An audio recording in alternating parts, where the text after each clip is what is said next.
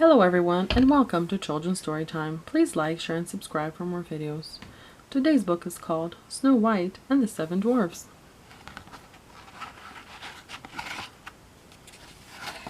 Once upon a time, there lived a princess named Snow White. Her black hair was dark as night, her lips were red as a rose, and her skin was as white as newly fallen snow. Snow White was so lovely that her vain and jealous stepmother, the queen, feared the girl's beauty would someday outshine her own.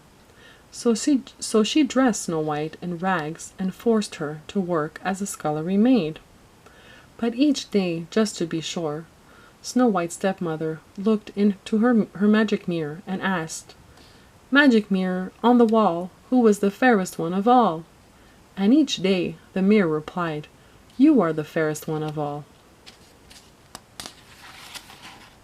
And so the time passed. From morning till night Snow White scoured and scrubbed, with never a kind word from anyone. Only in her dreams did she find true love. One day, while Snow White was working in the courtyard, a handsome prince suddenly appeared before her.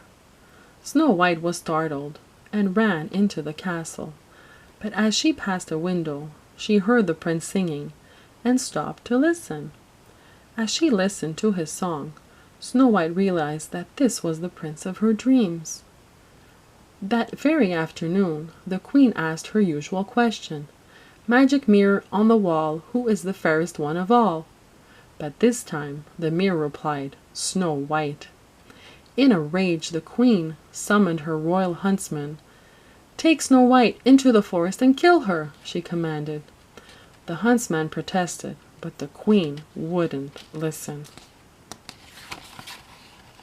Reluctantly, the huntsman led Snow White into the forest, but though he raised his knife, he could not bring himself to harm her. "Quick, child," he urged, "run away! Hide! Hide and never come back!" Snow White raced through the woods, her heart pounding with fear. A cold wind nipped at her heels. The brittle limbs of long dead trees reached out, clawing at her dress, pulling at her hair. Blinded by tears, she tripped on a thick root and tumbled to the ground. Snow White lay there, sobbing for a long time. When she finally dried her tears and looked around, she saw a ring of friendly faces.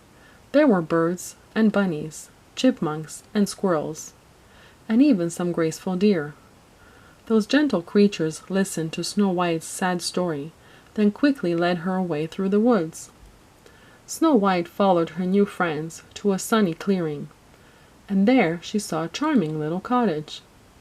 "It's just like a doll's house," Snow White exclaimed. "I like it here." And since the door was open, she walked right in. Inside the cozy cottage was a long wooden table and 7 little chairs. "There must be 7 children living here," said Snow White. "7 untidy children," she added, gazing at the dust and dirt and cobwebs all around her. "You'd think their mother would clean up after them," Snow White went on. "But maybe they have no mother. Maybe they're orphans. How sad!" Then she had an idea. "If we clean the place up," she told her friends, "perhaps they'll let me stay." And so they all went to work, washing and wiping and cleaning up the clutter. In no time at all, the little room was spick and span. Then Snow White went off to explore the rest of the cottage. Upstairs was one big bedroom with 7 little beds. At the foot of each wooden bed a name had been carved: Dog, Happy, Sneezy, Dopey, Grumpy, Bashful, and Sleepy. "What funny names for children," Snow White mused. "But speaking of Sleepy, I'm rather tired myself."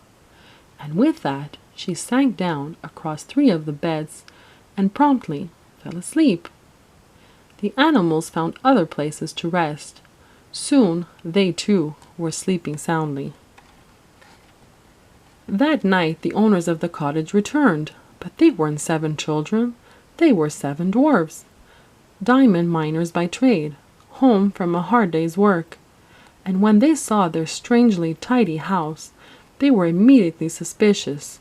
"Hey, someone hid our dishes," Happy said, pointing to the cupboard. "And someone set the table," said Doc. "The whole place is clean," whispered Bashful. "There's dirty work afoot," Grumpy said. All 7 dwarfs trooped upstairs where Snow White was just waking up from her nap. They took one look at the big figure, stretching and yawning under the sheets, and thought they'd found a monster sleeping in their beds.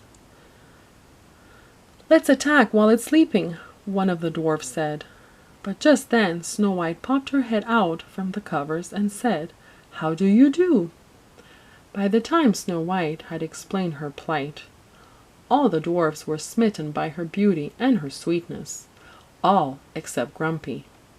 "Tell her to get out," Grumpy said. "The evil queen has magic powers. If she finds Snow White here, she'll swoop down and wreak her vengeance on us." But the other dwarfs wouldn't hear of it. "You must stay," they told Snow White. "We'll protect you from the queen." Meanwhile at the castle, the queen had learned from her mirror that not only that Snow White was still alive, but exactly where she was living. The queen decided to do away with the girl herself. Calling upon her evil powers, a bit of mummy dust, some secret spells, a bolt of thunder, and a flash of lightning, the queen made a potion that transformed her into an ugly old hag. Then she opened her book of magic. "Poison apple," the queen read aloud. "The sleeping death. One taste of the poisoned apple and the victim's eyes will close forever." She smiled a cruel smile when she saw there was but one cure. The victim can be awakened only by love's first kiss. "Love's first kiss? Ha!" the queen cackled. "No fear of that. The dwarfs will think she's dead and bury her alive." That same night Snow White and the 7 dwarfs sang and danced into the wee hours. Before they went to sleep, Snow White told the dwarfs a bedtime story, all about the handsome prince of her dreams. Then she went upstairs to bed. The dwarfs settled down to sleep on chairs and in cupboards, ready to keep her from harm. Snow White got up bright and early the next morning to make the dwarfs a nice hot breakfast, apple pancakes. After the last yummy crumb had been eaten, it was time for the dwarfs to go back to the mines. But first they had some words of warning for Snow White. "Beware of strangers," they said. "The queen's a sly one. Don't let her fool you." Then they marched out of the cottage, cheerfully singing, hi ho, it's off to work we go." The birds and bunnies kept Snow White's company as she began her chores. Suddenly an ugly old peddler woman came by, holding a basket of apples. She held the red one out to Snow White. "They're delicious, dearie," she cackled. "Try one, But before Snow White could reply, the birds flew at the woman. "Shame on you!" Snow White scolded the birds, "frightening a poor old lady." And shooing them away, she invited the old woman in. Once inside, the woman offered the apple again. "This is no ordinary apple," she said, smiling toothlessly. "It's a magic wishing apple. One bite and all your dreams will come true." Snow White, who knew a lot about dreams, but little of evil, reached for the apple. And her friends, who knew the difference between a harmless old woman and a wicked queen, raced off to find the dwarfs. The dwarfs arrived at the cottage just as the old hag was running off. They chased her through the woods and up a rocky cliff. Higher and higher she climbed, the dwarfs close behind. Then she was at the summit, trapped with no place to go. A sudden storm came up. Thunder roared and lightning flashed, shattering the ledge where the witch was standing. Shrieking, she fell to the rocks below. The 7 dwarfs hurried home to find their dear princess lying on the floor, cold and lifeless. Snow White was so beautiful, even in death, that the dwarfs could not find it in their hearts to bury her. Instead, they made a coffin of glass and gold, and vowed to watch over her forever.